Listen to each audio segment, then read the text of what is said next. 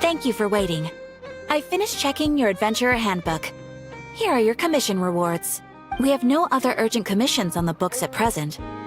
Thank you for all your hard work lately. Perhaps you two could consider taking a vacation. Amazing! Paimon never thought we'd end up having downtime in Nocturne. Things were pretty hectic when we first got here. Everywhere you looked, it was either the Wild Hunt causing chaos or the Fatui stirring up trouble. It felt like this whole region was one giant slime in a barrel, ready to go boom at any moment. Sure have. Things were looking pretty dicey, but in the end, we managed to turn it around. Whoa! Paimon just got deja vu! Oh, that's right. It's because we've done this like a million times now. Ah, yes. Are you two aware that the Moon Prayer Night is soon to take place?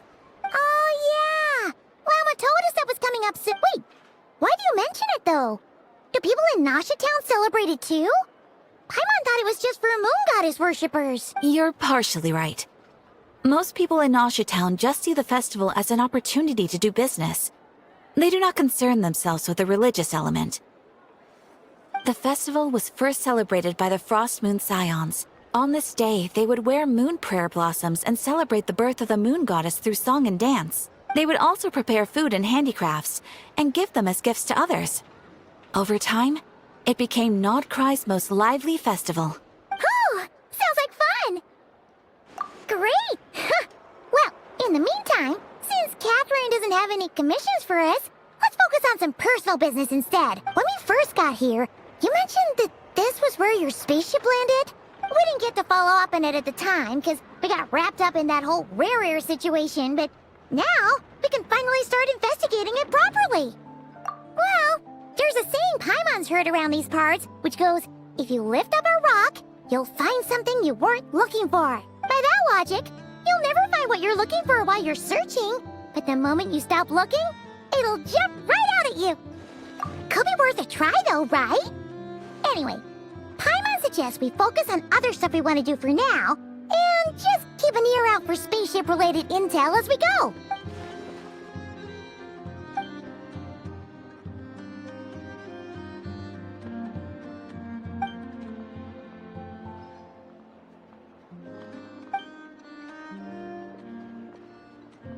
What's wrong? You look super serious all of a sudden. Huh? Paimon gets why you'd be concerned about Columbina, but what does the doctor have to do with anything? Oh, that's true. And now that you mention it, we're definitely overdue for a showdown with the Fatui. It is weird that he hasn't shown himself this whole time. What could he be up to? True. Paimon would much rather deal with Marionette anyway.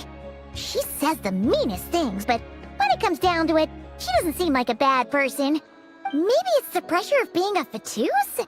Especially as a Harbinger. Does she feel like she's gotta act tough to keep up appearances or something? But then, every time we headed out with Rarier, she always wound up having to repair Polonia and her other robots. That's gotta sting. Losing face always hurts more for people who care a lot about their image. She's probably still furious about it. What? Relax! She's not even here! What's the matter? Oh, nothing. Sorry, we'll be on our way now. Where are we again? Oh yeah, Columbina? Right, yeah, let's go see Columbina.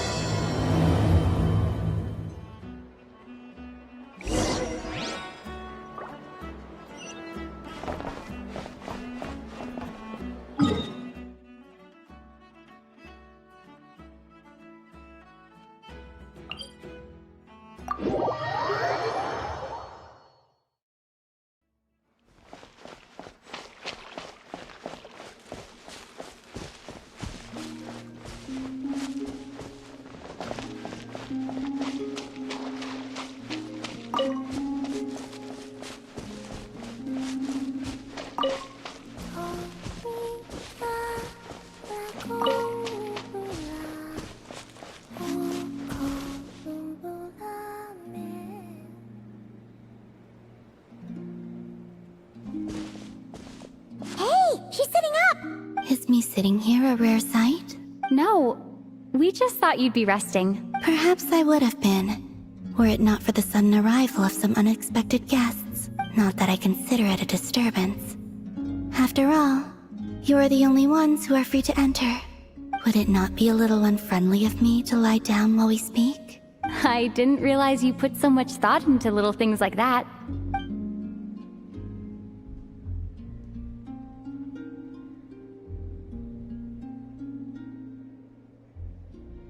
Only sometimes. There have been moments lately where I think about you and your companions. They are warm, mysterious, and cozy memories. Very few of my past memories are anything like that. They say that travelers return home bearing bags full of souvenirs. But my luggage was empty, and I believed it would stay that way.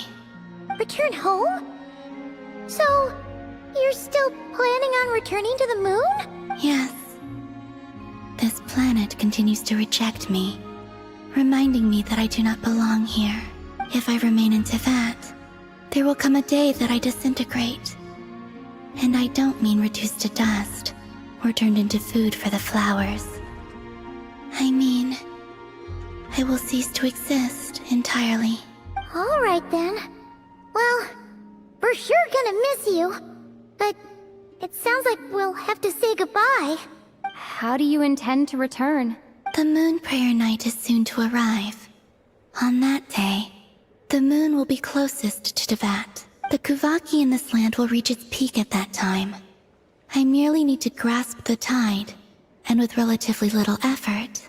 Oh, Paimon gets it! It'll work like a slingshot! You make it sound like she's gonna get blasted up to the moon. If I did that, I suspect I would crash into the false sky. I will be using a much gentler approach. But I do like the analogy. It's fun. You see? She gets Paimon's sense of humor. In the blink of an eye, the time has come to part ways.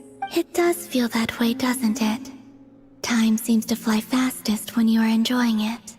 I have always thought of myself as a wanderer on this earth, and it has never expressed any desire to keep me here. Yet, just as I plan to depart, it tugs at my arm. Is this a gesture of affection? Or is the world mocking me? Oh. Were you hoping I can answer that? Yes. You are a traveler, so you must have a lot of experience in this area.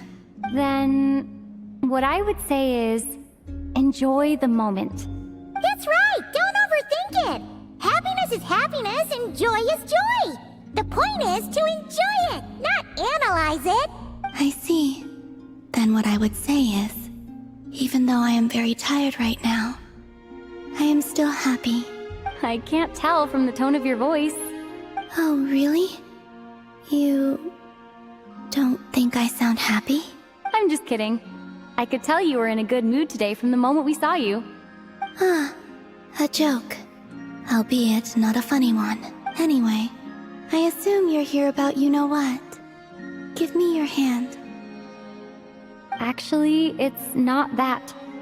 There's something else we wanted to discuss with you. Oh. Then, do you still want to give me your hand? Sure.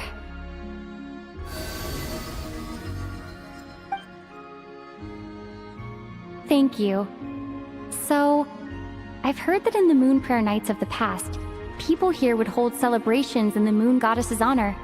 Since you helped so much in our fight against the Rehir of Solnari, I think you deserve a farewell party before you return home. I haven't asked everyone else for their opinions on this yet, but I'd like to invite you to join the upcoming moon prayer night. I've never joined a moon prayer night before. I'm not sure what I would even do. Oh, don't worry about that! We take care of everything! All you need to do is show up. Of course, there's no need to force it if you're not feeling strong enough. It's just, this kind of felt like a golden opportunity. But they call me Kutar, and the Fatui have an arrest warrant out for me. I shouldn't appear in public right now. I'll make it work. You have my word. Yeah, we got your back! Well, she does. Paimon's actually not too sure what she's planning. All right, if you're sure. I will not refuse your invitation. I suppose it wouldn't hurt to pack a few more sights from this world into my suitcase before finally learning what my homeland looks like. Oh, if you see Lauma, please tell her that my answer to the question she asked me is neither yes nor no. Rather, it is. There is no need. That was kinda cryptic, but sure. Guess it's between the two of you. We'll pass along the message. Bye for now!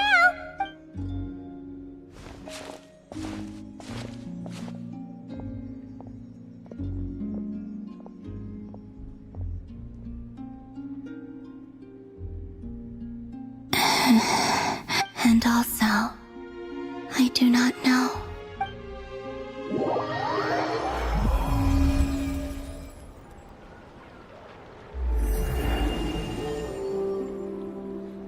Since she's agreed to join the festival, let's go see who else wants to take part. Lauma's gotta be the person most familiar with the Moon Prayer Night. We should start with her. Also, what exactly is your plan to keep her safe? Not sure yet. I'll figure something out. What? Are you serious? And Paimon even gave you her vote of confidence back there! When did you become so sneaky?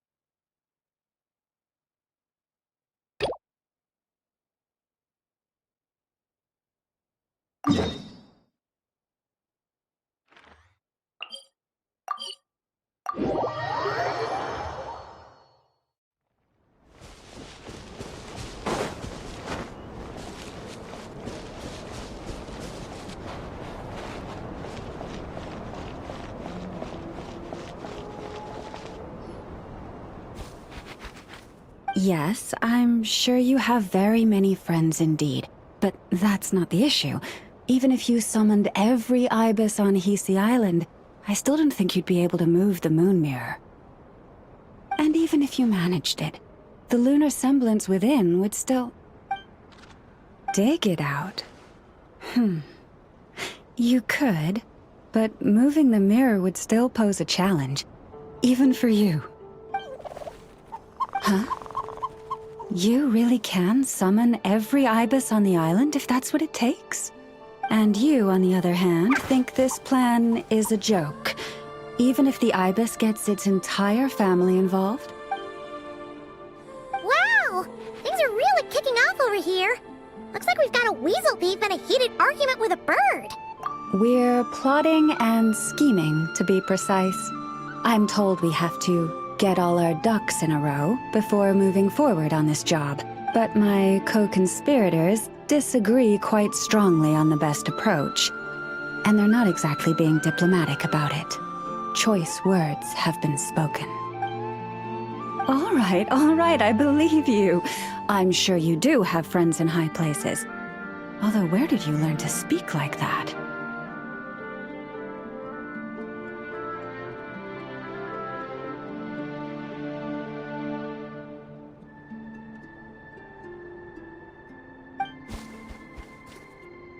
from a short girl with a metal arm and a hat. Oh, of course you can keep talking like that so long as you enjoy it. But be sensible around her, okay? Don't copy everything she does.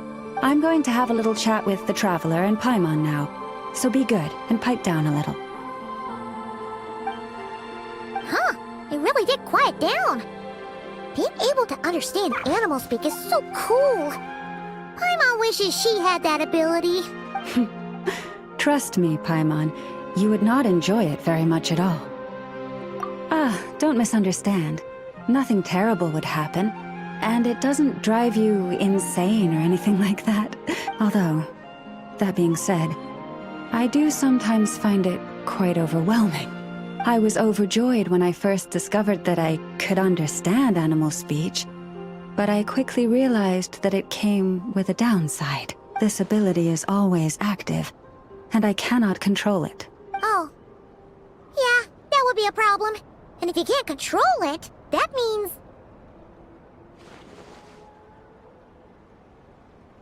Exactly. People say that listening to the bird song deep in the woods gives them a profound sense of peace and quiet that lifts their spirits. But no matter where I go, I can never find peace and quiet. When I stand in the forest, I hear the chatter of the wildcats, the rabbits, the rhyme-horned deer, the chic badgers, and the long-plume ibis. They argue loudly about who's to blame for damaging whose roost, or which part of the woods the best twigs come from. Alright. Guess talking to animals isn't all it's cracked up to be. Waking up to the sound of birds chirping is pretty nice, but replace that chirping with bickering, and suddenly it doesn't seem so appealing. As for me, I've lived with it so long that I'm used to it now. In fact, it would probably be quite an adjustment if I woke up one day and couldn't hear the finches discussing which cup in which house makes for the best bath. Yes, plotting and scheming. Thank you for reminding me. I got a little sidetracked. Although, now that the Traveler's here, we might just have the solution to our problem. No, just you will suffice. This job involves breaking into a storage room by undoing the seal created with the moon mirror by a previous moon chanter. But for someone of your talents, I'm sure it will be a simple task.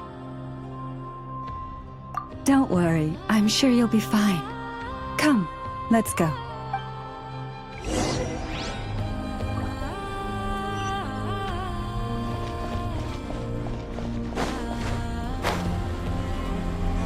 Children should not be exposed to such nonsensical stories.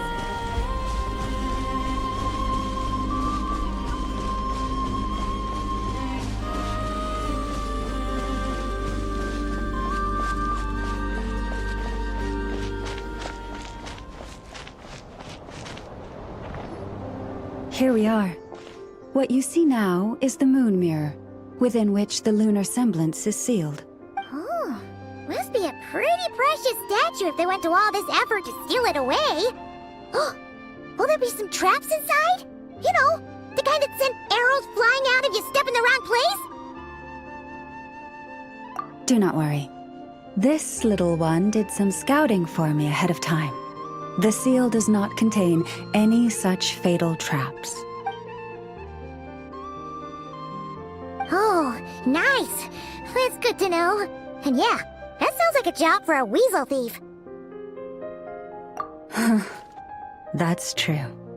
Each time I ask it for help, I have to pay it one more the next time we meet. Huh, what a thieving little weasel. Oh wait, that tracks. But considering that it's helping you keep watch on the lunar semblance, it might need a name change. How about... Weasel Guardian!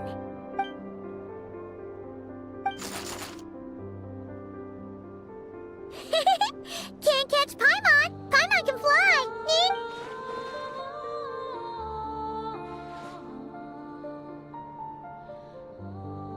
Come on, be nice to our guests.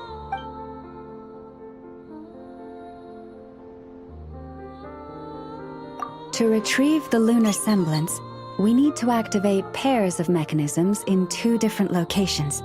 So it's a 2-person job. If you head over there and take the mechanism on that side, I'll take this side. That won't be a problem. I have eyes in the sky. It will keep me updated on where you are and which mechanism is in front of you. Don't worry. All you have to do is follow my instructions.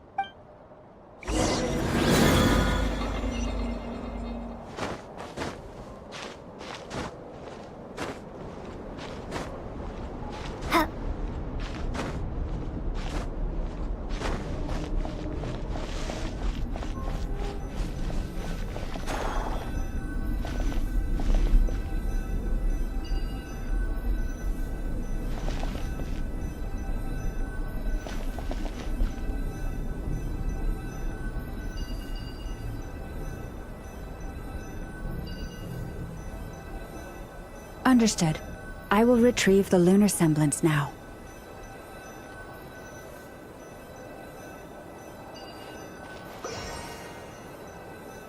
Huh? The way out has been blocked. Could you try that again?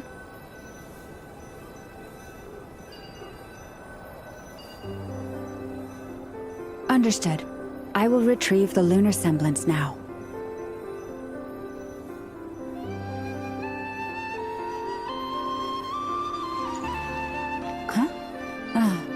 The way out has been blocked. Could you try that again? Understood. I will retrieve the lunar semblance now.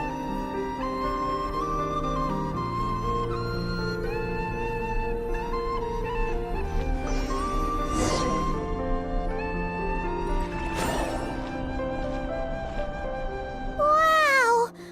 What a huge statue! Yeah, no amount of birds or weasels is shifting that. They probably couldn't even get past the mirror. So, Lauma, just how valuable is this statue anyway? In terms of Mora? Not much, I suspect. It's crudely fashioned, and the kind of stone it's carved from is found everywhere around these parts. But to the moon chanter of that era, and to the Frost Moon scions of today, it is a priceless treasure. If nothing else, I now have concrete proof of its existence.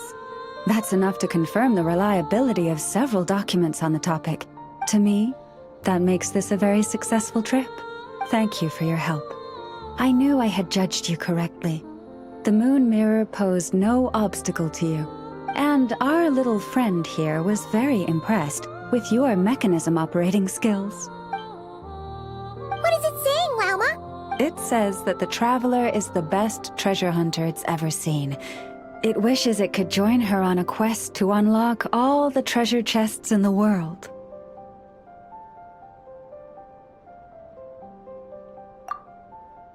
From now on, I'll call on you if I ever find a treasure chest I can't crack. Okay. Bye then. Didn't even give us a choice in the matter. Don't worry, it won't come knocking on your window every day with a Mora coin in its jaws trying to drag you off on a treasure hunt. And it certainly won't be visiting your room in the dead of night, moaning about locks it can't pick. Uh-oh. We better make sure to lock all our doors and windows before we go to sleep tonight. Relax. That weasel's only a child. It means no harm. It's just more talkative than most. All right, let's head back. It's almost time for dinner. Oh, and we still need to figure out how to get this statue back to our library. It seems like I'll need a little help from my friends, after all.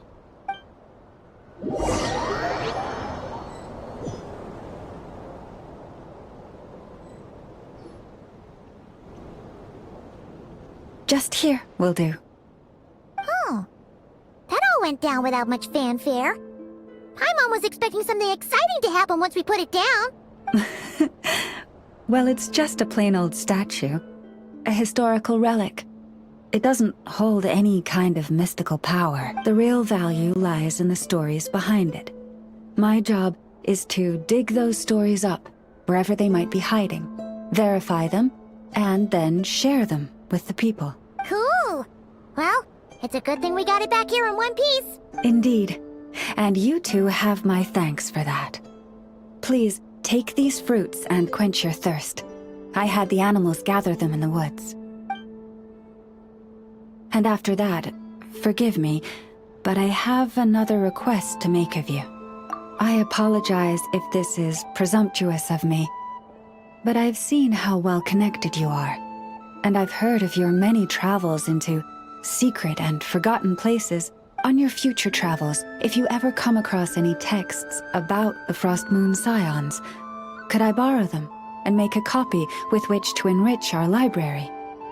You have my sincere gratitude on behalf of the Frost Moon Scions.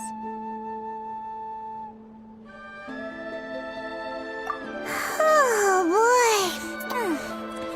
That was some seriously tasty fruit. These animals have lived their whole lives in this forest. Naturally, they're the ones who know where to find the best fruit. This one says to eat as much as you wish, because it's the top fruit finder in the whole forest. It'll... Awesome. Thanks so much.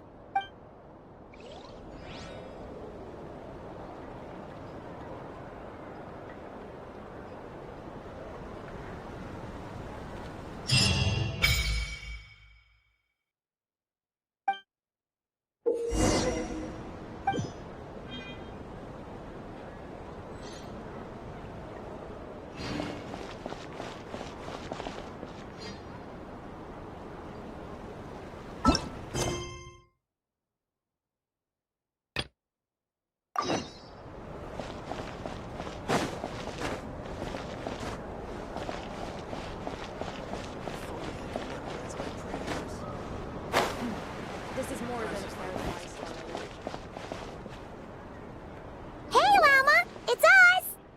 Huh? Varka? What are you doing here? Beats me. I had a bit too much to drink last night, and when I woke up, I was on Hisi Island. Mr. Varka is helping to oversee Nasha Town's preparations for Moon Prayer Night. He is here to go over some details regarding the decorations and custom cloth designs. Right, yeah, that too. What do you mean, that too?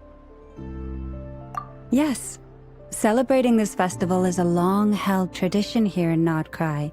On this day, the crescent moon at the top branches of the verdant crest turns into a full moon, and the moon prayer blossoms bloom with a special radiance.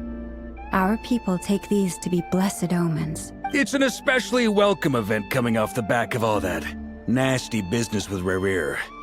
Everyone got put through the ringer recently, and now they're looking to turn their fortunes around. The big shots in town all agree that a big, lively celebration is just what we need to rebuild people's faith in this place. No wonder Catherine said that people weren't so bothered about the religious element. That's right. It's become more of a local custom by this point.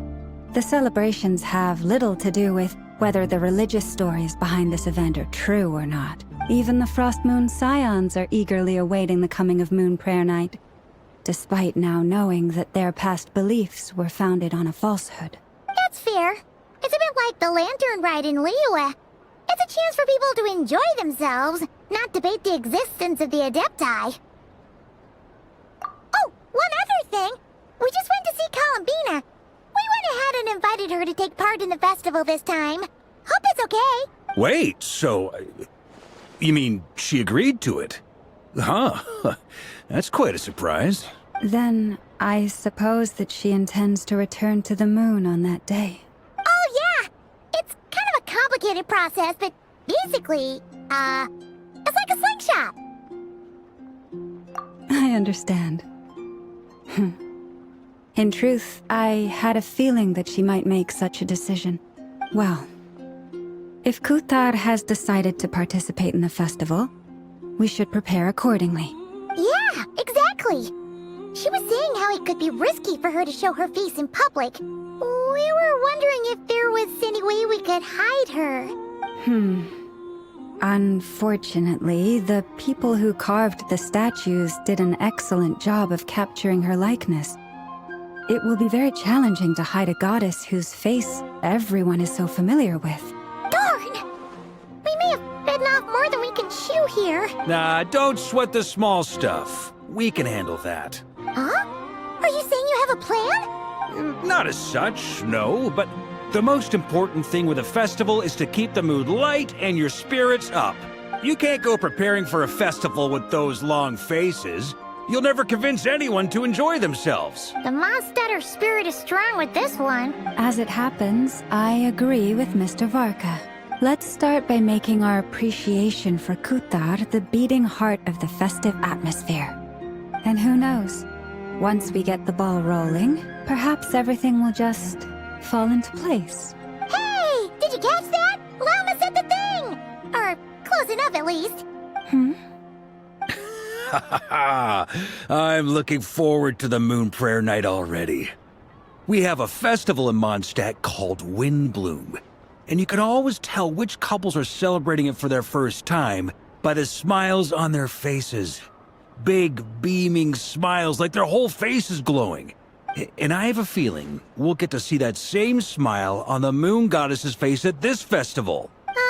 Not quite the same, surely. Anyway, I'll take care of business in the city, but I'll have to leave the decor up to you and the Frost Moon Scions. No one else can capture that traditional aesthetic quite like you guys. But lastly, there's the final key element that brings the festival to life. Companionship. Before you leave, let me show you something that we've been preparing. Mr. Varka had asked to see it already, so you may as well tag along. Also, I have some further questions about Kutar's decision.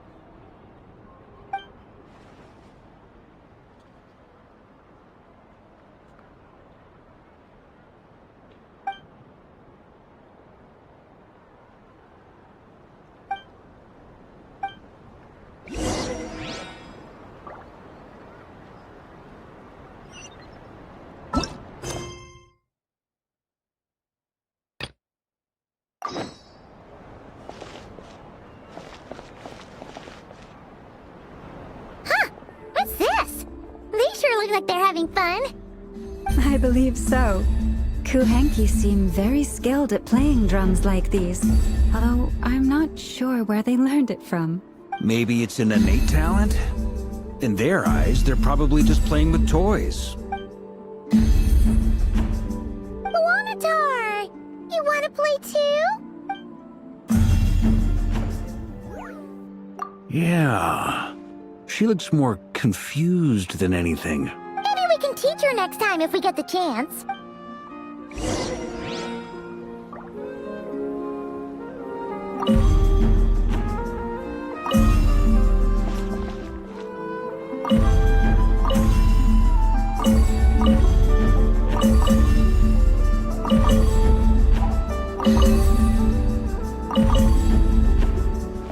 What are these floaty things? Moon veils. We hang them from buildings in the city during the festival. When you look at the sky through them, it creates a lovely misty effect.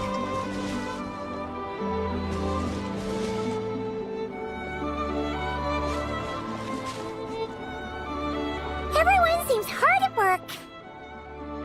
They are preparing items for Moon Prayer Night. For instance, the sculpture being made over here. Mr. Varka and I were just finalizing the details of where it will be placed. Ah, there she is. I didn't know the finished article would be so large. Not to worry, though. All the necessary arrangements have been made. Just let me know once it's ready, and I'll get some people to ship it over. You have my thanks. And over here, we are preparing a very traditional confection. Oh, look at all these colors! It looks great! Can Paimon try one? Of course. I have a feeling you'll like it a lot. You bet! Sweets and treats are Paimon's favorite! If you included those in the Feast of the Moon, I bet Paimon would have joined the Frost Moon Scions by now. There will also be verdant crests like this present in Nasha Town during the festival. The timing of Moon Prayer Night is not completely set in advance. We make a rough estimate, then observe the changes in the verdant crests and Moon Prayer blossoms to guide us. As such, the wait itself is a fun feature of this particular festival.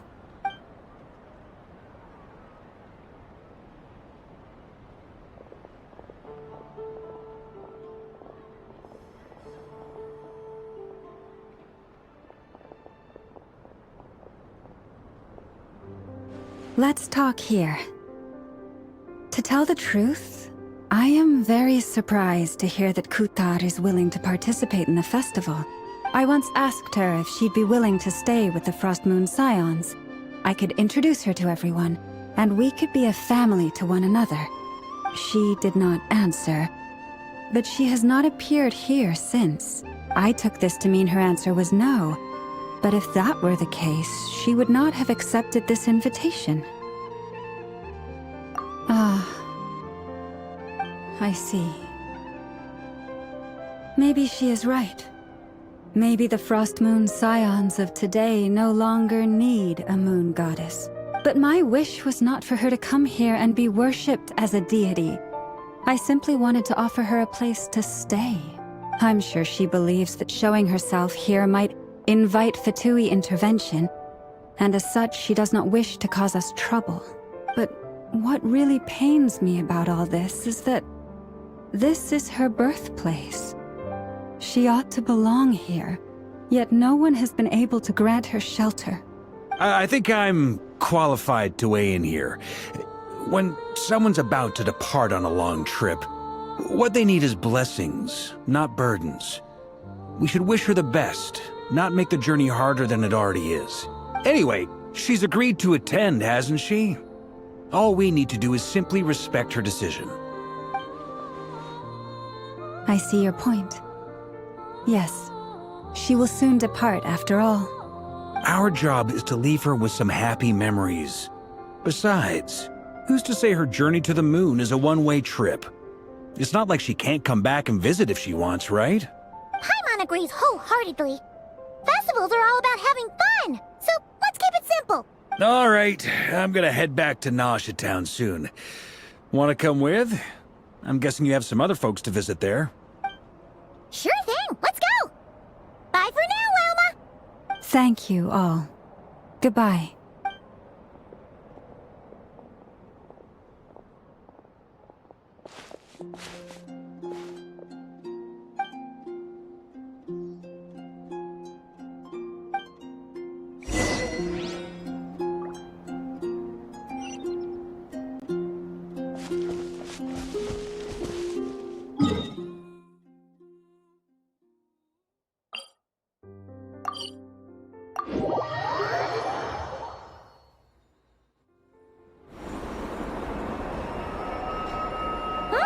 Hey, over there! It's Durin and Albedo with Flints! What could they be chatting about? Your guess is as good as mine. Ah, Grand Master, and the Traveler and Paimon. Hello there. It's been a while. Perfect. We have some new volunteers for our investigation. Wait, let me guess. The righteous Lightkeepers are finally ready to hunt down the Abyssal Dragon? Haha. Yes, that too. Yeah, right! Oh, wait! Why does everyone keep saying that too? Well, to be precise, the facts match, but not the causality. Wait, so I guessed right? Half right! Don't act so impressed with yourself. Maybe I can explain. We ran into Mr. Flint's north of Nosha Town. At that time, we just noticed a few abyssal creatures out in the wild, but the strange thing was, I didn't detect any traces of abyssal energy on them at all. On closer inspection, we realized that they were not real monsters, but something akin to reflections in the water, or perhaps a mirage. Huh? What do you mean? Like, you could see them but not touch them? Exactly. It was very peculiar. They roared and tried to attack us, but we could not make any physical contact with them. I think I've heard of things like that happening in Nocturne before, but I don't know much about it. Yes, it's a known phenomenon. Mirage-like illusions tend to appear in Nocturne in the run-up to Moonprayer Night. From a distance, they appear quite real. I myself thought that Misters Durin and Albedo were locked in battle with abyssal monsters when I first arrived. But after sharing intel and investigating a little further, we can confirm that these illusions are harmless. There is no great cause for concern. All the Mirage stories I've heard are either animals, rocks, or small houses. Abyssal monsters, though? That's a first. It's a first for me, too. So I'm planning to look into it further just to be on the safe side. I intend to inspect a few more locations. What about you two? Any plans? Alice contacted me a few days ago. She'd like me and Durin to assist her with an experiment, but we lost contact shortly after receiving the message. I'm sure that comes as no surprise to anyone familiar with her. We don't know when the wind will blow, yet when the wind blows, we will know. That, in a nutshell, describes how Alice operates. Yeah, that tracks. Okay. Well, I suggest we investigate this Mirage business in the meantime. It's piqued my curiosity, and I'm pretty sure I know someone who will already be 10 steps ahead of us. Well said. Right? Whatever's happening in Nocturne, she always seems to be the first one to know. Let's go see what she knows. We can invite her and her staff to the festival while we're at it.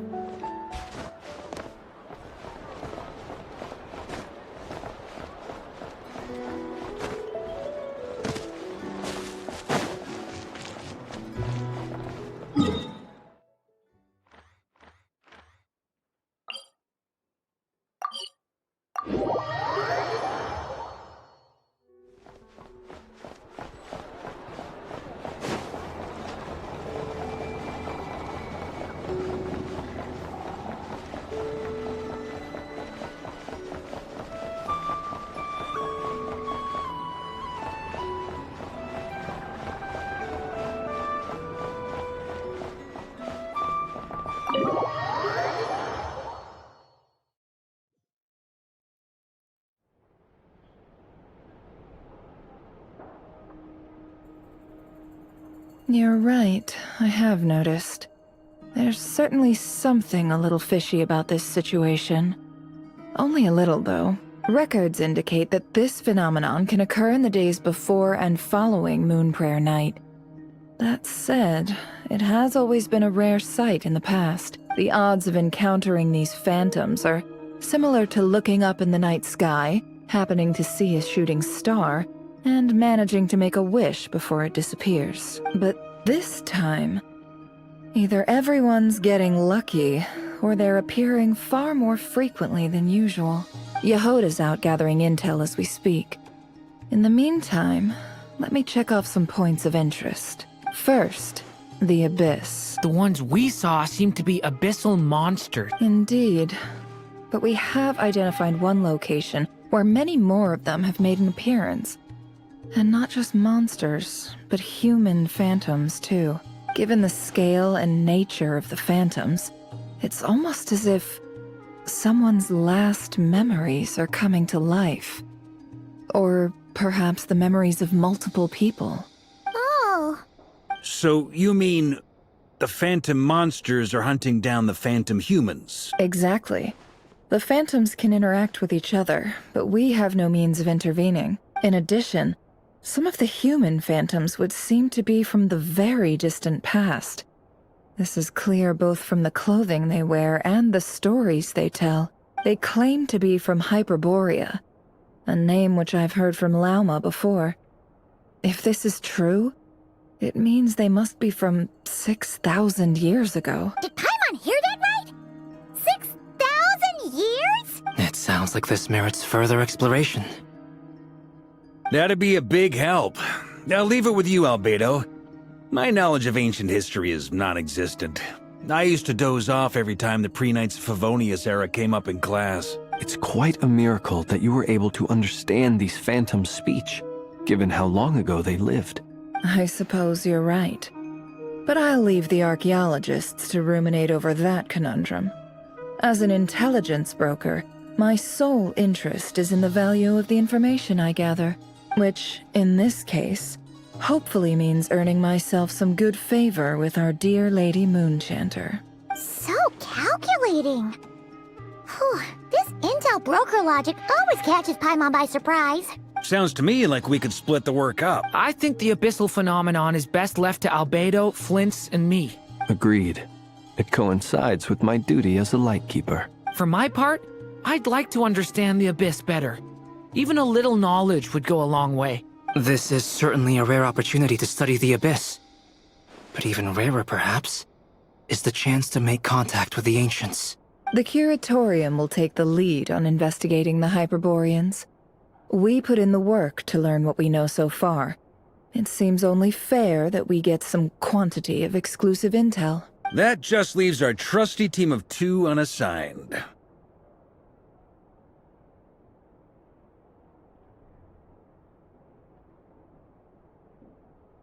Since you became an honorary knight, of course. This was part of my grand plan all along. Ha ha! Oh yeah! By the way, we managed to convince Columbina to come to the Moon Prayer Night celebrations. Would you and Yehoda like to join too? She agreed to that? Huh. Quite an achievement. Never underestimate the traveler, I guess. I'd be happy to join. No point shutting myself inside when the streets are all decked out. I doubt any clients will be visiting during the festival in any case, and Yehoda loves a party, so I'm sure she'll jump at the opportunity. No. No! No! No! No! No! No! No! No! No! Way to contradict me in front of... Wait, no, that's not what I have bad news, boss. So many people. All right, everyone inside, quick!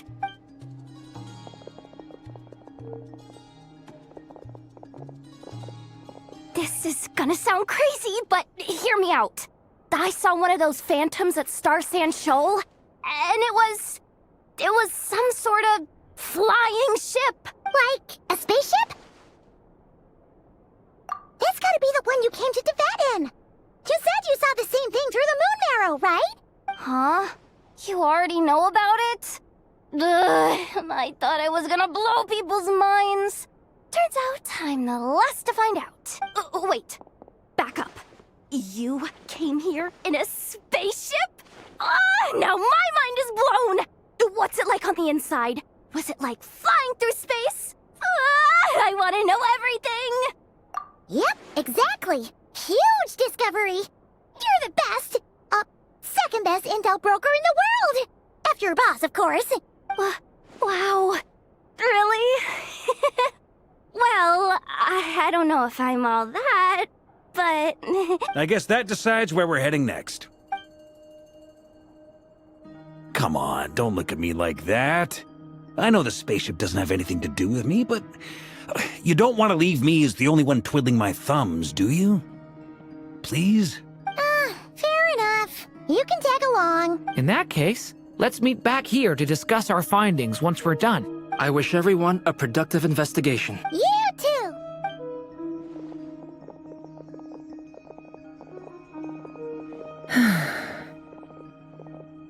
What's up, boss? Aren't we gonna head out? Tell me, Yehuda, when did the curatorium start giving out intel for free? Oh, sorry, boss.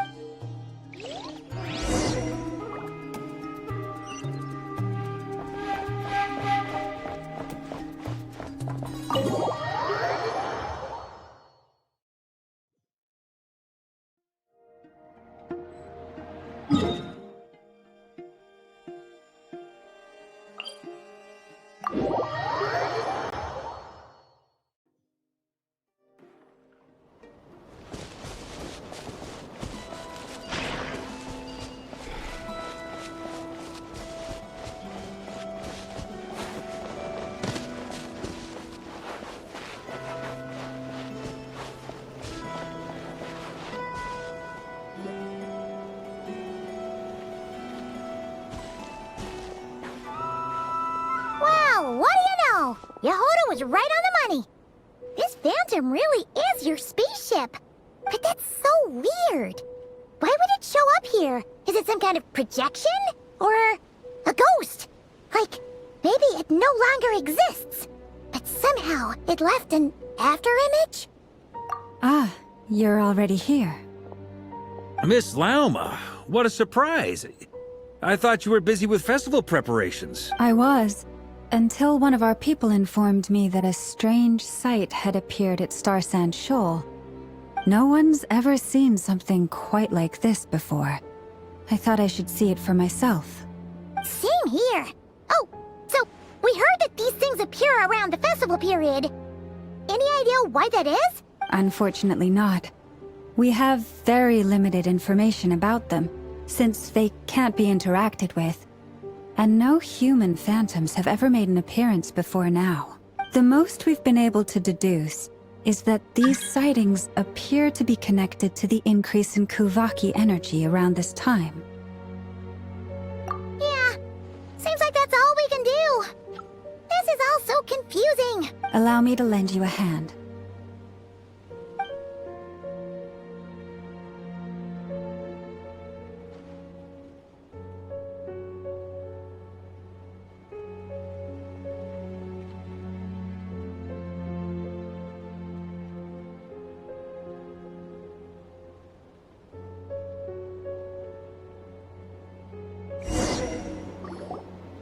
Everyone, our friend here should be able to provide us with some information. Is that a phantom rhymehorn deer? I've heard about how the Frostmoon Scions live in harmony with the animals and can even communicate with them. That's coming in handy now, for sure. Okay. Yes, I understand. Then how about this?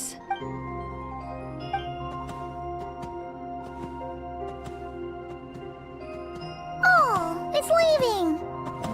It appears to share our curiosity about this giant spaceship, so I asked it if it wouldn't mind investigating along with some friends. In return, I told it about some nearby spots where the wild fruit grows abundantly. We may live in a different era from these phantoms, but I trust that the terrain, climate, and ecology here are more resistant to the effects of time than some things are. Let's give them a moment and hope for the best.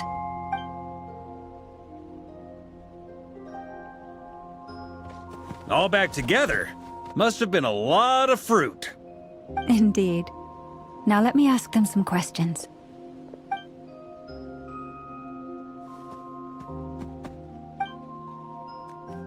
It did find a lot of wild fruit, enough for them to feast for a long while. This puffin circled in the air several times, but didn't spot anything out of the ordinary.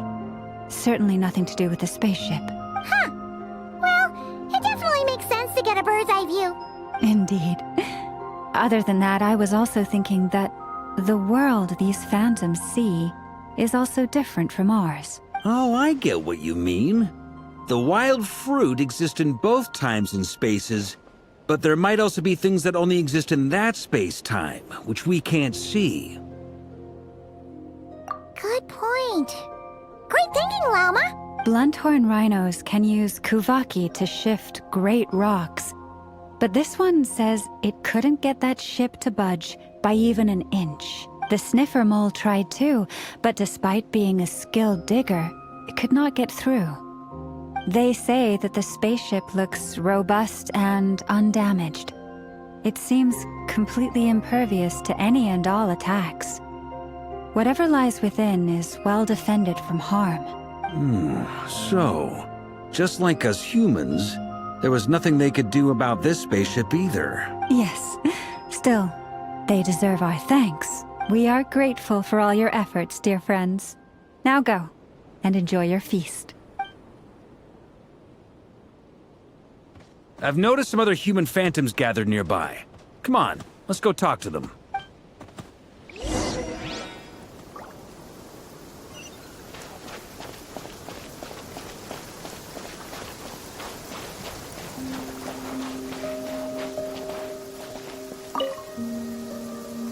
What is this thing? I've never seen it move, and there's no way to get inside. Goodness knows. My grandpa says it's been sitting here at least since his grandpa was still alive. What about his grandpa? Did he say anything to your grandpa's grandpa about it? Huh? I don't know. In all likelihood, it was here back then too. Hard to imagine something this huge could move. Guess that means that as far as they're concerned, this ship's been around a long time.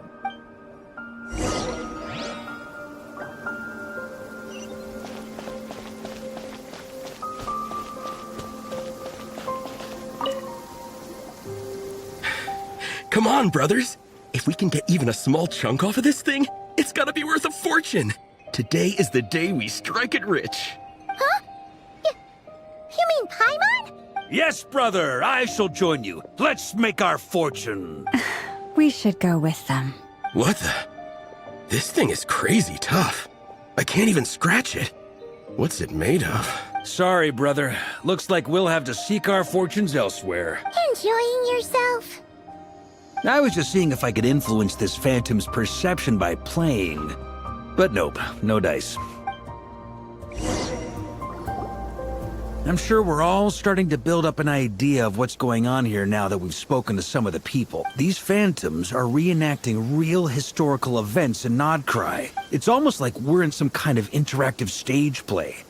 We can talk to the actors, but the plot is fixed, and we can't influence it. It makes sense. History is set in stone. The objective facts of the past cannot be changed. Paimon totally thought you were just goofing around earlier. But actually, you were doing some serious investigating. Of course I was. Anyway, at this point, I think we're forced to conclude that although the Phantom spaceship is right there in front of us, we aren't going to learn much about it from these people.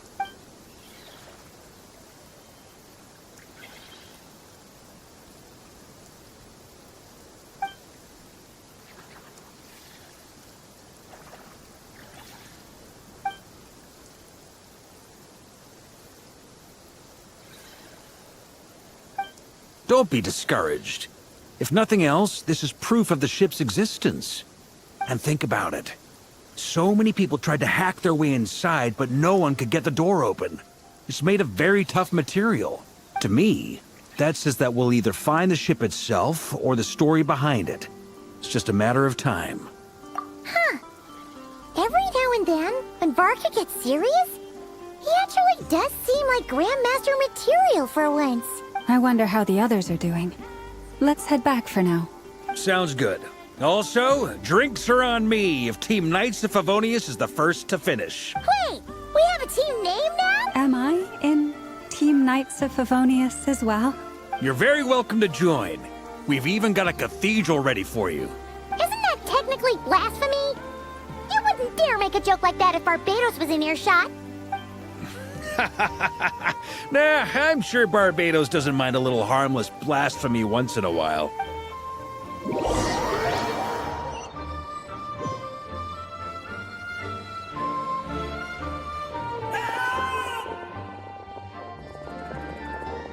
Oh, no! Get away! Oh.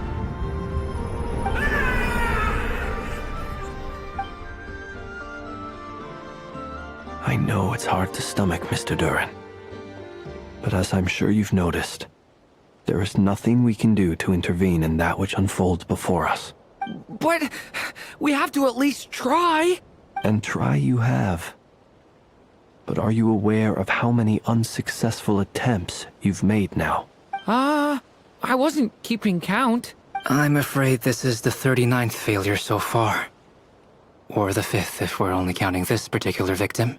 There are no indications that these phantoms may be altered in any way. You seem to have calmed down a little. I'll make us a fire. You should rest and have some water. Feeling any better now, Mr. Durin? May I ask a few questions? Be my guest. What exactly are we witnessing here? What happened to those people? My guess would be that we are seeing Nodcry during the Conrian Cataclysm. Would that be accurate? Conria. That is correct. As you know, once the Abyss senses even the tiniest crack, it floods in and spreads like wildfire. There was a time in the distant past when it permeated all of Nodcry, causing immeasurable harm. The people paid a terrible price to heal this land. Then 500 years ago, the whole of Tevat suffered an abyssal disaster. Once more, Nodcry was dealt a devastating blow. I see. In the face of the abyssal onslaught, all were like grains of sand tossed around by a tidal wave. Be they human, fae, or god. The moment you witnessed is but one drop in a whole ocean of catastrophe. All right. I guess that answers my second question, too. I wanted to know why there's nothing I could do to help them, and that's because what we are seeing is history. That would be my guess as well. As I understand it, history and fate are not all that dissimilar. The latter may be unseen to us, but both are immutable. Yes. Fate was determined long, long ago. I still have a couple of other questions for you, Mr. Flint's. You mentioned more than one abyssal disaster that has struck this land in the past. How can you be sure that what we're seeing is from the Conrian incident? And also, how are you able to stay so calm when you're talking about these events? From everything I know about you, you're not cold or ruthless, and you're not indifferent to the suffering of others. Alas, I am forced to show my age. I must be 600 or 700 years old by human measure. Wait, so you... One is not easily moved by history when one has witnessed the truth firsthand. I'm sorry. You needn't apologize. Your passion is a good thing to have. Treasure it, because someday you may find it in terribly short supply. Now, at the risk of offending you, I have a question in return.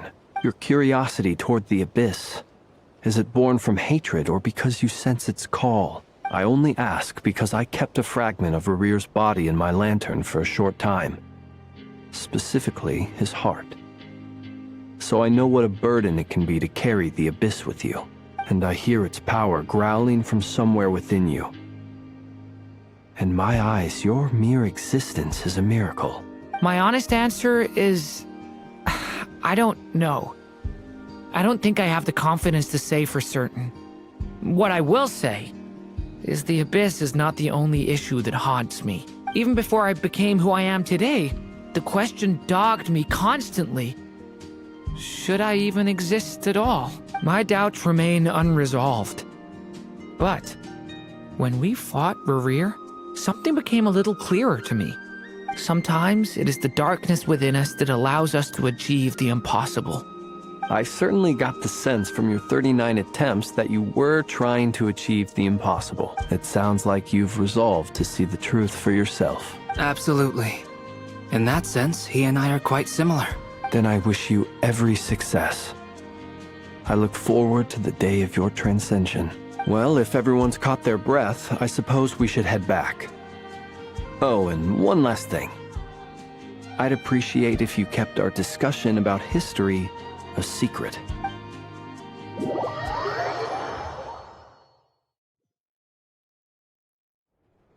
Incredibly, our separate investigations led us all to the same conclusion. Hooray for consensus! Yeah, but we barely learned anything, though. I totally thought this would be the mother lode. Talking with the ancients? I mean, come on! But nope. All we got was useless snippets of conversation. And all this stuff about moons and hyperopia. What a load of baloney.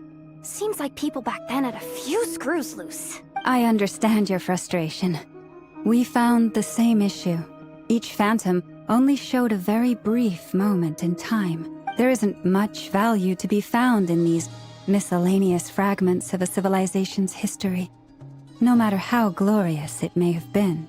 If there's a silver lining, it's that these phantoms are harmless to the present reality. They shouldn't get in the way of the festivities. Paimon agrees. And not just because it's the first thing she understood in this whole conversation. You look disappointed, Nefer. Is something the matter? What do you think? We all worked our tails off, but the only one to gain anything from it was you, Lady Moonjanter. Well, please do share the Hyperborean records with me. I will gladly inscribe them in our people's documents. Oh, duh! Yeah! That was it! Hyperborea! I'm serious. Only an expert in the Frostmoon Scions and their history can turn these records into valuable research material. The alternative is to let them gather dust on the Curatorium's storage shelves until the pages turn yellow. Nefer, you're wise enough to know that cooperating and sharing the profits is the best course of action here. Well, that goes without saying. Sure, let's do that. Huh? But didn't you say we aren't supposed to give out intel for free? Sorry. Now is not a good time to push Nefer's buttons. Anyway, back to Moon Prayer Night. I'm thinking that we should prepare something a little special, aside from the usual decorations and so on. You mean a parting gift? Can't go wrong with food. Although, does food go bad on the moon? Perhaps a lantern would be a better choice. It might be dark up there. It could prove difficult to light a lantern on the moon. Magical stones might serve that purpose better. What about a clockwork mecha model from Fontaine? I've got a whole bunch at home. I use them for fighting practice in my free time. None of these sound like things she would be even remotely interested in. But we don't interact with her enough to know what she likes. Yeah. It would really save us the guesswork if someone could find out what she's into. Wait, what the? Traveler? They're all looking at you. Great! Haha, problem solved. Now, I need to stop by Dory's. Gonna need her help sourcing a bunch of stuff for the festival. Then let's leave it there for now. We all have our own business to attend to. Traveler, if you find out what Kutar likes, let us know right away.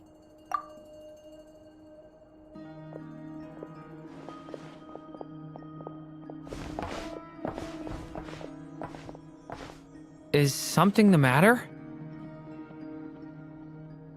I'm fine. It's just... I'm still feeling a little rattled after witnessing the horrors of the Abyss. But it's okay. This is something I have to work through. I'll be alright. Thanks for your concern. Well, don't put too much pressure on yourself. If you ever feel like something's wrong, physically or mentally, we're here to talk. Come on. Stop treating me like a kid.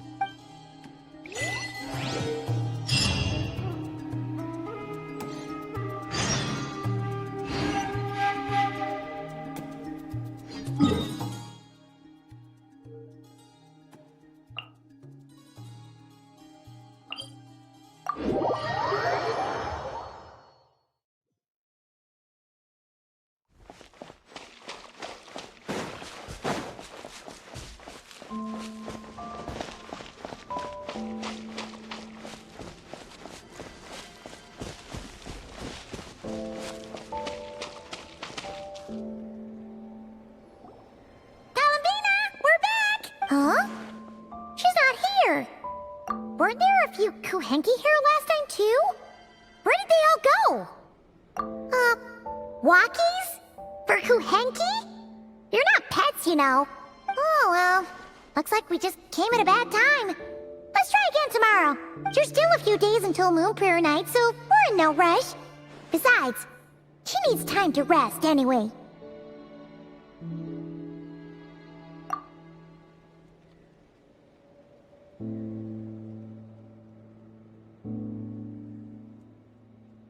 Kalamina! Are you back yet? Oh, how strange. Looks like she still isn't here, right?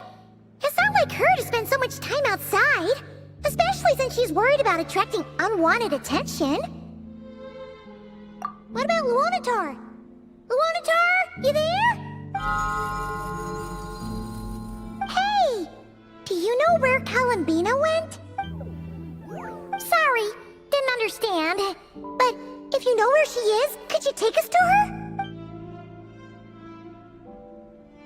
Yeah, that's even stranger. What about him? Oh, that's not good news. They change color when Kalambina gets weaker, right? And they look super pale right now. Good idea. She might know what's happening.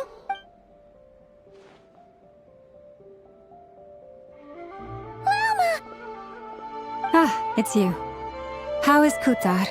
Is she okay? No, she hasn't. I came here to check on her after I noticed the flowers had changed color. Based on past precedent, she must be very weak right now. Even getting up to walk would be a struggle. It seems unlikely that she wandered off outside. Not to mention that she doesn't do that at the best of times either. So yeah, this is super weird. No. Very few people are in the know about Kutar's whereabouts. And if anyone suspicious had visited, they'd have left some sort of evidence. Come on, let's go to Nasha Town. If anyone has seen her, someone there will know about it. It's not Cry's information hub after all. Makes sense. Let's go!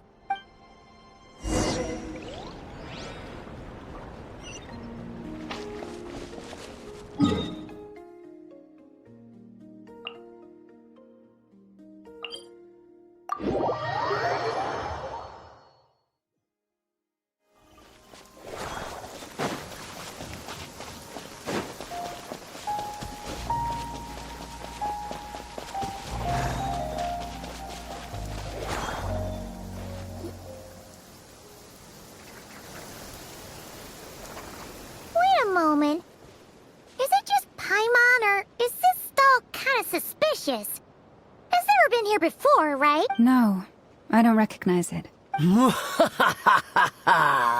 Alas, your free and easy adventure time is over. Now, prepare to face the final boss of Nod Cry. Whoa! Where'd that voice come from? Not sure, but it's definitely hostile. No, not that way. The final boss is right here. The sniffer mole? That's the final boss? Surely not. Okay, the jig is up. I'll stop teasing you.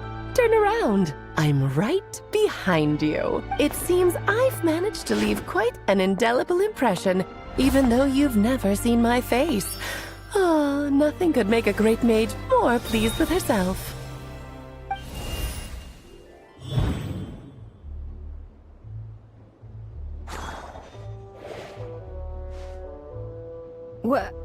What is going on?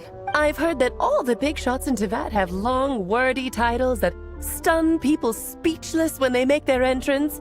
Unfortunately, none of them are affiliated with the Hexenzirkel, and we ourselves keep a very low profile. The notorious name-dropping doesn't quite work for us. Still, I, for one, think I'm really quite amazing, so that didn't stop me from coming up with a title anyway. Alice? It's really you this time? Not a lantern or a Dodoko, but Alice in the flesh? Oh, that's right. So, what do you think? How does it feel to finally meet me? You look like... Oh, that's the first thing you thought. A little surprising, but that actually makes me very happy. Because that means that when Klee grows up, she'll be just as stunningly beautiful as her mother. So she's a friend of yours?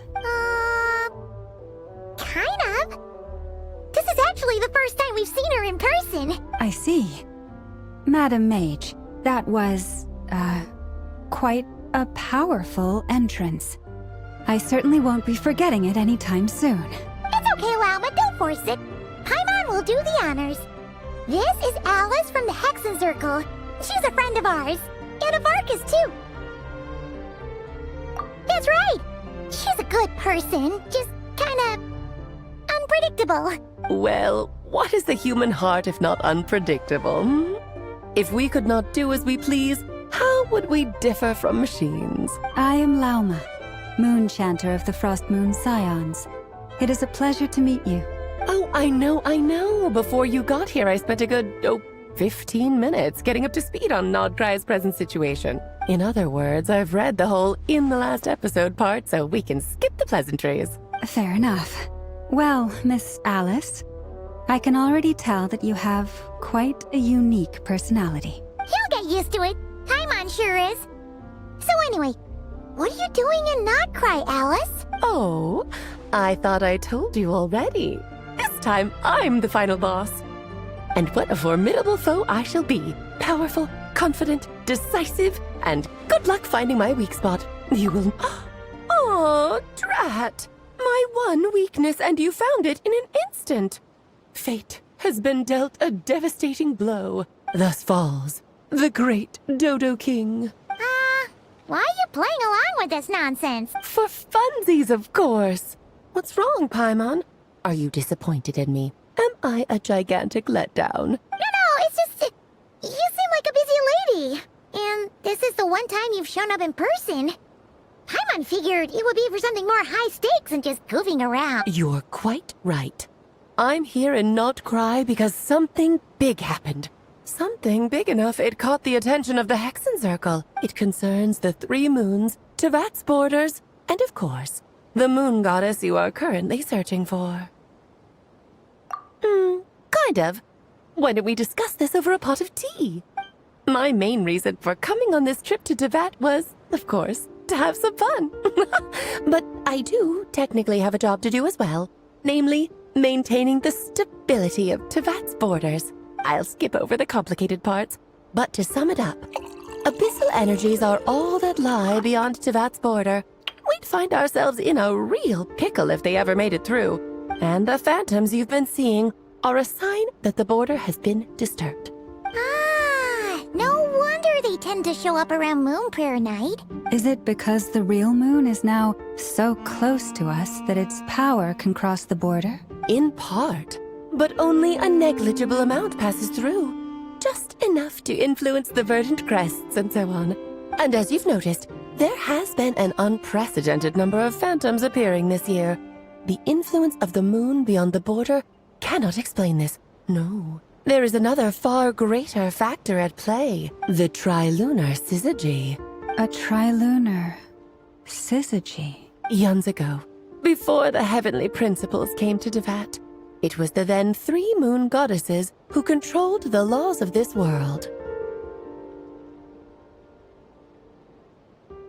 Oh, that's exactly it! The 3 goddesses split these powers amongst themselves, promising never to consolidate them into one singular body. This was meant to keep the world stable. But, fast-forwarding to the present, the eternal moon's marrow is with you, while the iridescent moon's marrow, which should never have appeared in this world, has been retrieved. Add that to the presence of a moon goddess in the flesh and... the power of all 3 moons is gathered here in Nocturne. There hasn't been an event like this since the War of Funerary Flame, and it's having a noticeable effect on Tevat's borders. Because I wish to give my darling daughter a peaceful, sunny environment to grow up in. Is that a good enough reason? Kinda sounds like you're dodging the question, but it does make sense. Well, that's one reason anyway, and the most important one.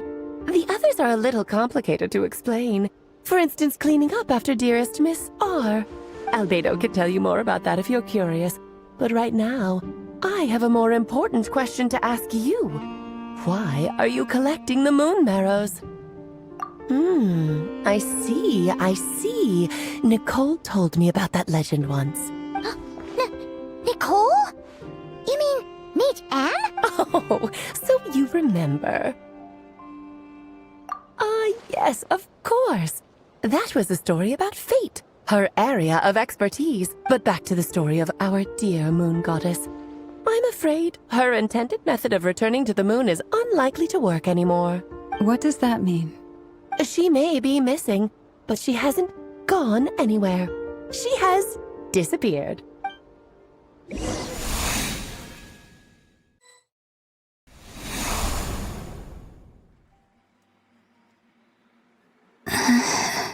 My body is so heavy. Wait, no.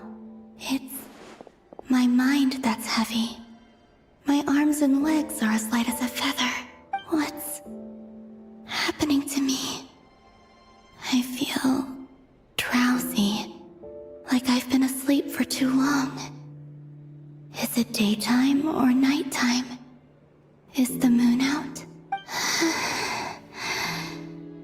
I think I'll go for a walk.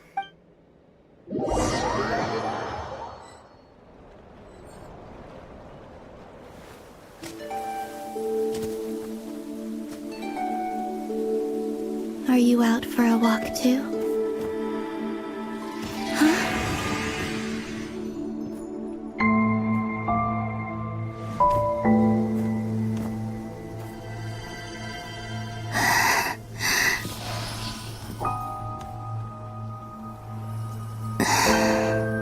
The day has come at last.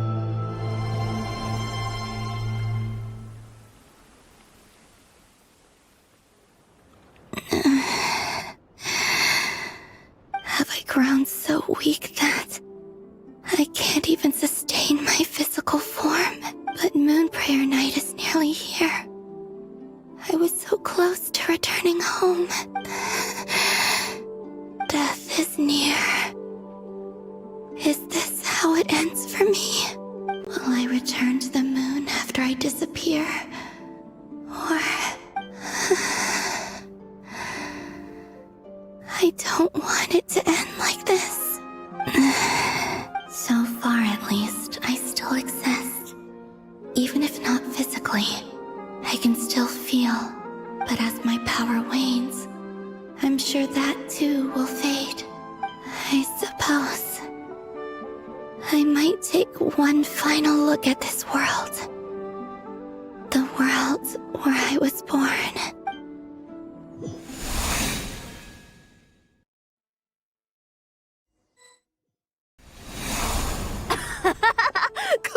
Come on!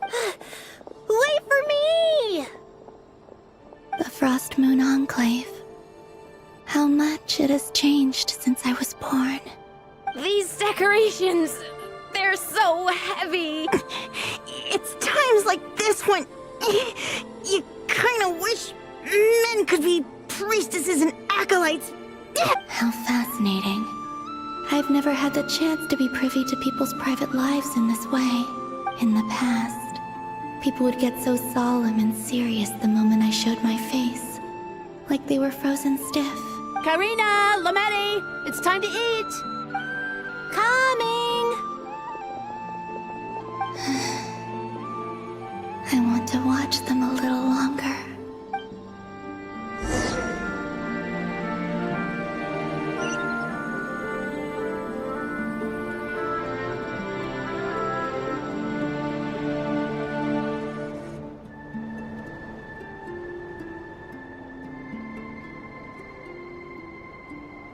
I'm sure you're both tired from playing all day. Come on, eat up.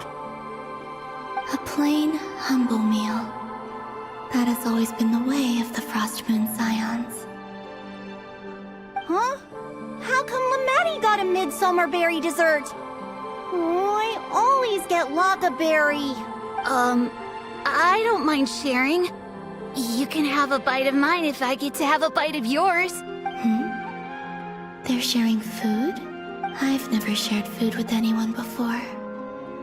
Even at the Harbinger tea parties, everyone just ate off their own plate. And when I couldn't finish my food offerings from the Frost Moon Scions, they'd leave the leftovers out under the moonlight for the animals to claim. Hey! That was 2 bites! Oh, then you can have another bite of mine. Oh, you too. Oh, don't fret now. Here, have some of Granny's too.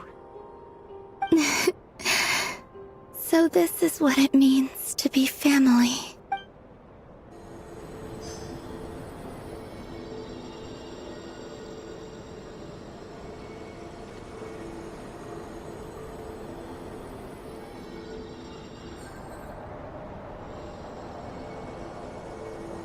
So just fill these balloons with air, right?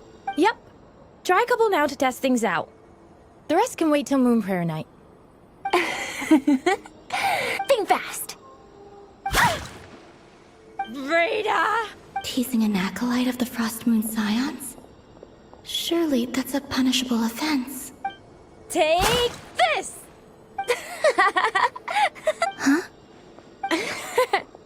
Alright, enough horsing around. Lady Lauma gave us a task. We should get back to it. The task is just to check that the balloons don't leak, right? Doesn't matter if we fill them with air or water. Yeah. Okay, you got me there. And you got me there. But still, we can't use all the balloons before the festival even starts. We won't use all of them.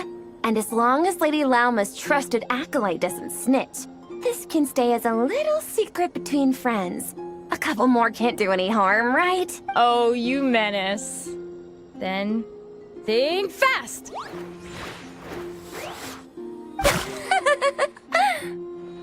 Is pumping a balloon full of water really so much fun?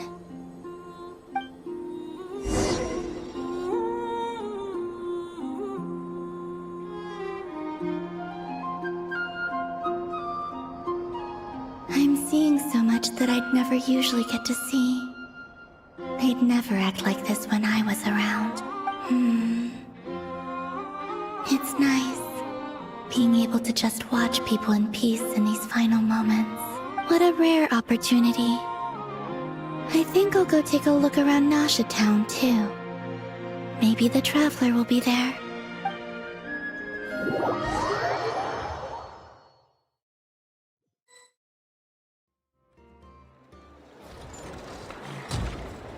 After the War of Funerary Flame, the Moon Goddesses were no longer recognized by Tevat. They lost the whole foundation for their existence. That's why the Moon Goddess's strength is fading. She cannot withstand the world's rejection of her. To be more pedantic about it, the Moon Goddesses did something to offend the heavenly principles, and that's why they were ousted. Something of a recurring theme in Tevat's history. Theoretically, speaking so candidly should put me in their crosshairs too, but they can't tell me what to do. I'll say whatever I want. Anywho, the Moon Marrow energies were but a drop in the bucket for her, and that battle against the Ray Hair of Solnari only weakened her further. Fortunately, it happened close enough to Moon Prayer Night, when the Kuvaki concentration here is high. That's the only reason she managed to survive this long. What do you mean, fortunately? You said she disappeared. We're too late. Oh, what a headache. I thought this was all common knowledge. I guess I have some more explaining to do. Okay, buckle up. It's time for another lecture.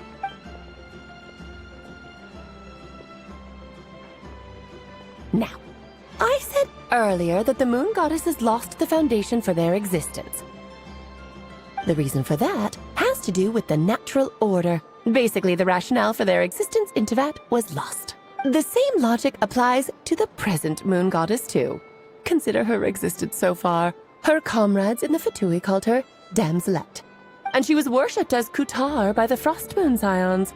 But these connections have now been severed, whether by her hand or yours. So, the rationale that once sustained her existence is now gone. Wait, we did that to her? Oh, well, strictly speaking, yes. But let's not start pointing fingers, shall we? I'll only end up as the big bad villain, and that's not the kind of final boss I want to be. Of course I do. I'm only the greatest mage in the whole entire world. Now, if you wish to find your moon goddess, there are two problems we need to solve. Firstly, we'll need to strengthen the connection between her and Tevat, at least enough to sustain her until Moon Prayer Night. Strengthen her connection? But does that mean I'll have to rally all the Frost Moon faithful behind this? I'm afraid a bygone faith and a former home won't be of any help to her now. Do you know her name? Her name? Oh, yes. Names are very important things. A name is a fundamental concept that anchors one's entire existence. Then your first job is to find it. As a moon goddess, I'm sure she must have a name she identifies with. Neither Columbina nor Kutar is her true name, and she's never really accepted either of them. So, finding out her real name is enough to sustain her existence? Yes, I know it sounds like a small step, but every journey begins that way. So for now, that's all we need to focus on. The second problem is with her plan to use the moon marrows to return to the moon.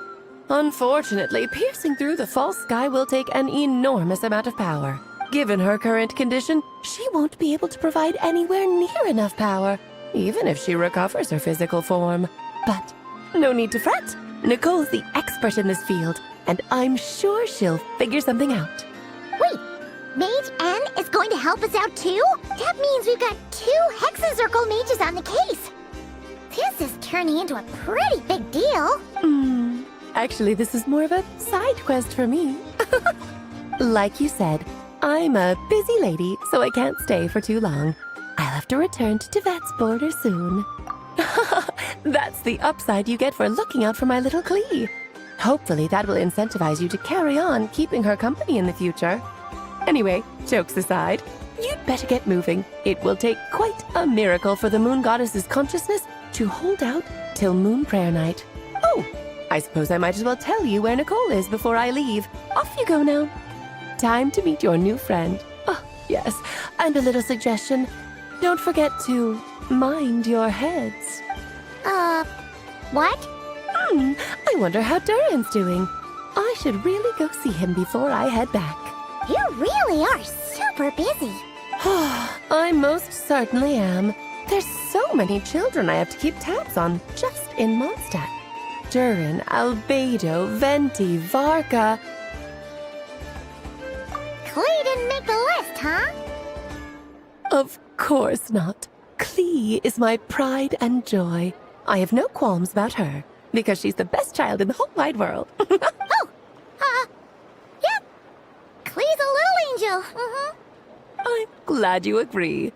Well, all the best. See you when I see you. She left in a hurry. Yeah, she didn't pack up her stall. Should we handle it for her? I must say, I'm now very curious about her daughter. Klee, wasn't it? What's she like? That's a long story. Come on, we'll fill you in as we go.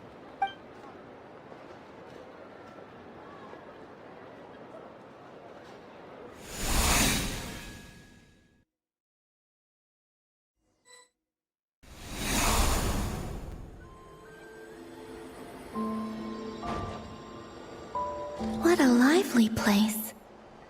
I've never experienced Nasha Town like this before. Hey, you old geezer! Your hammer's rusted through! Who are you calling old geezer? Are they quarreling? I'm looking right at him! You've really gone downhill since giving your daughter free rein in the workshop. Can you even swing a hammer anymore? It shouldn't take you days just to fix a single chair! You might as well use that hammer to massage my back for all the good it's doing.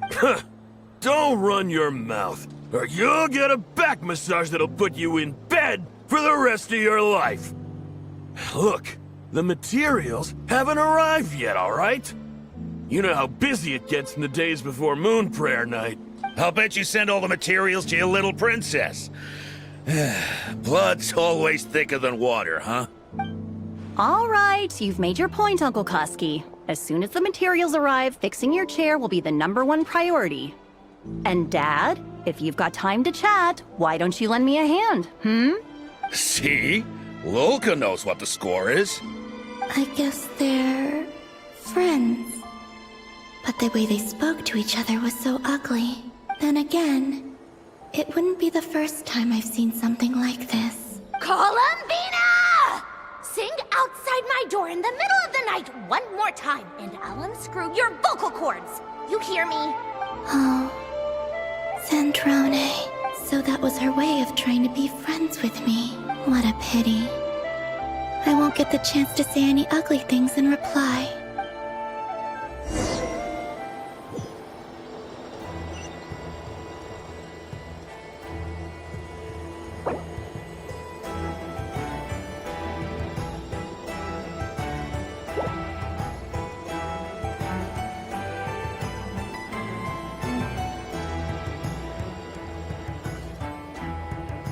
Hey, have you decided what to give her for Moon Prayer Night?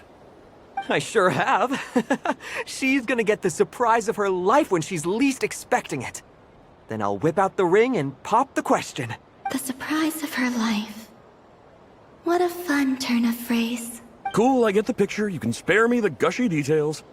Ooh, looks like we have a customer. Hello there, ma'am. Would you like some Moon Prayer Night candy? Huh? Is he talking to me? Can he see me? Here you go. Oh. Come back anytime. Right. Now, where were we? I don't know why, but I still held out hope.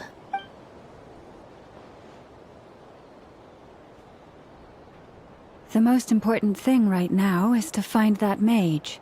This name thing seems super important too, but where do we even start looking? I'd better go pay the Fatui a visit.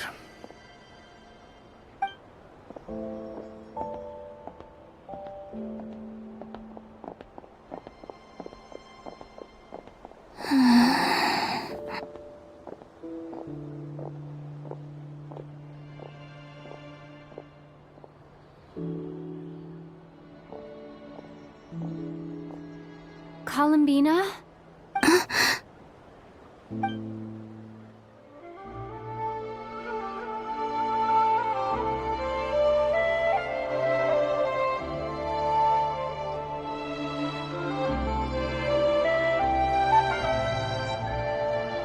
Traveler?